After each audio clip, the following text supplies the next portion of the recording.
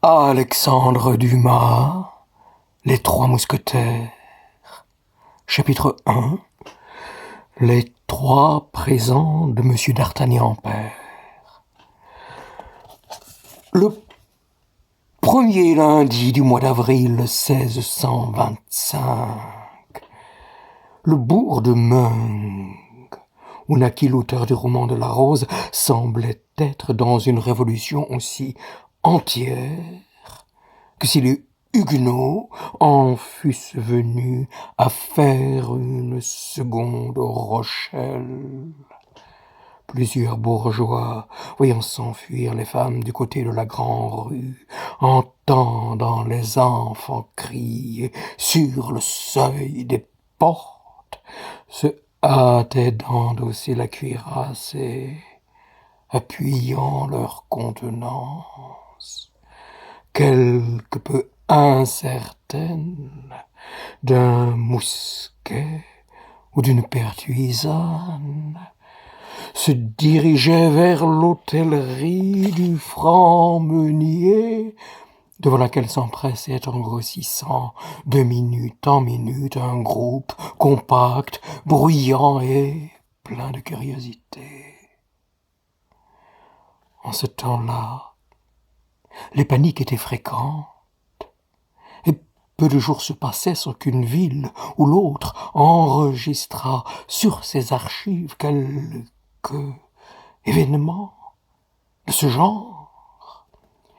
Il y avait les seigneurs qui guerroyaient entre eux, il y avait le roi qui faisait la guerre au cardinal, il y avait l'Espagnol qui faisait la guerre au roi, puis, outre ces guerres sourdes, au public, secrètes ou patentes, il y avait encore les voleurs, les mendiants, les huguenots, les loups et les laquais qui faisaient la guerre à tout le monde. Les bourgeois s'armaient toujours contre les voleurs, contre les loups, contre les laquais, souvent contre les seigneurs et les huguenots, quelquefois contre le roi, mais jamais contre le cardinal et l'espagnol.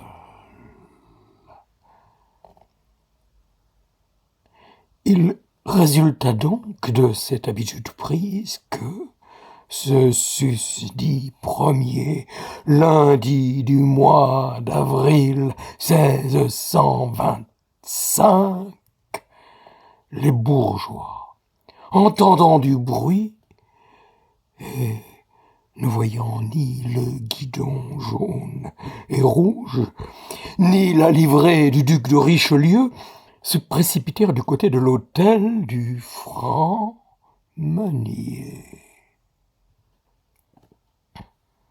Arrivé là, chacun put voir et reconnaître la cause de cette rumeur. Un jeune homme, traçant son portrait d'un seul trait de plume.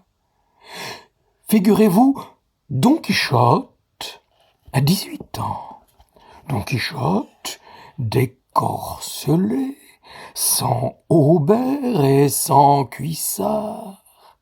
Don Quichotte, revêtu d'un pourpoint de laine dont la couleur bleue s'était transformée en une nuance insaisissable de lis de vin et d'azur céleste.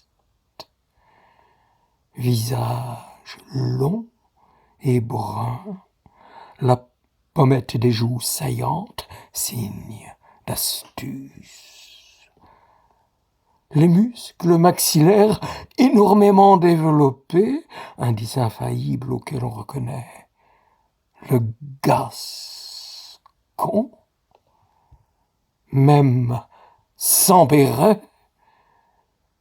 et notre jeune homme portait un béret orné d'une espèce de plume, l'œil ouvert et intelligent, le nez crochu, mais finement dessiné, trop grand pour un adolescent, trop petit pour un homme fait, et qu'un œil peu exercé eût pris pour un fils de fermier en voyage, sans sa longue épée, qui, pendue à un baudrier de peau, battait les mollets de son propriétaire quand il était à pied,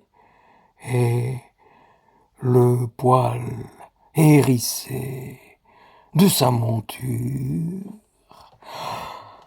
quand il était à cheval.